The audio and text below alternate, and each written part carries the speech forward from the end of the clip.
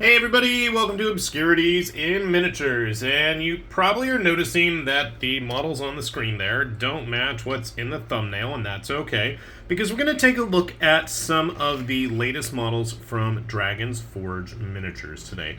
Now these guys should look familiar to you. They had a set of halflings a little while back, and I really enjoyed the kind of vignette going on, these little scenic diorama-like bases, just a lot of charm, a lot of character, a lot of personality, and it seems like Dragon Forge read my mind and put out a whole set of nothing but similarly themed stuff. Now, I know for some people, the very super detailed scene-specific bases are not their thing.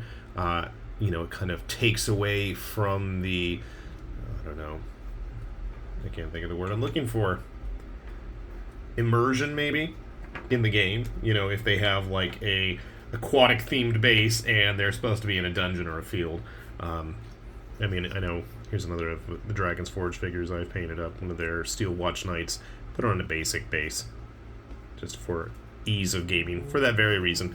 Very specific base that she was on. But so with this newest release, their Heldranax Heist,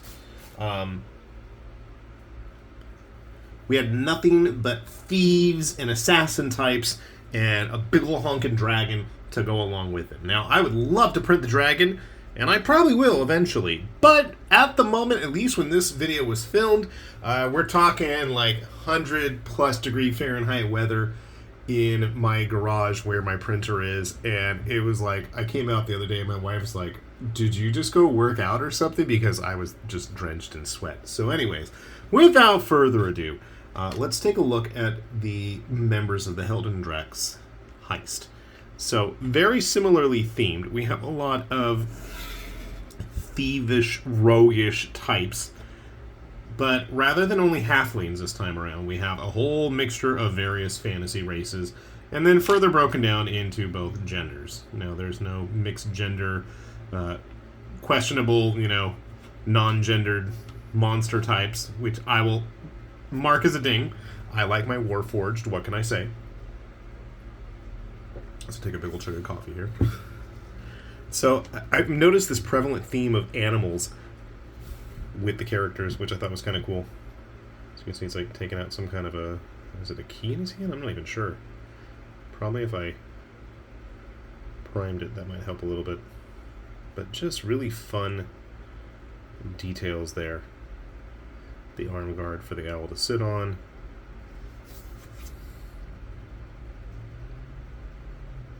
Various details on the base. Super zoomed in there. That's okay. I don't know if this is the actual base from. I think this is the only male figure that I actually printed. I didn't get to do a ton of them. Unfortunately, like I said, the weather has been swelteringly hot. So be thankful for what I've got here. Get another one rather than digging into a treasure chest. I don't have her closed on here. I think she was supposed to be like an half orc, if the words come out of my mouth correctly. And again, you can see the animals here. We've got adventuring mice. I like that. I think she's a half orc, or could be a human. Could be whatever you need her to be. Again, if you really wanted to use these bases for whatever, I mean, that's just, a quick drop of glue in there to plug that up. It's a really nice base.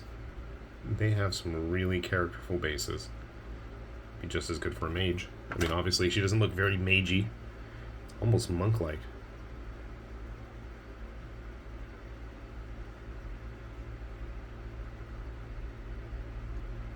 Yeah, I know I need to clean it better. Set her there. Now, my favorite ones of the bunch that I printed so far is this young lady right here. We've got a nice tiefling mage type. But again, I need to do a better job of cleaning on. Why is that my favorite? Well, it's not just her, it's her base. So prior to the whole pandemic thing, I absolutely loved playing Frostgrave. And we never got to play it enough, and unfortunately it seems to have diminished both with our own local friends and family that play, but at most of the shops that I like to frequent. So you can see her here just chilling. Oh, I thought that was a fun one. This is such a Frostgrave pack mule. And I mean, again, if you don't want to use her on this base, I mean, come on, just a little bit of glue or green stuff, fill in those spots. It's a nice little objective token. Let's take a treasure chest.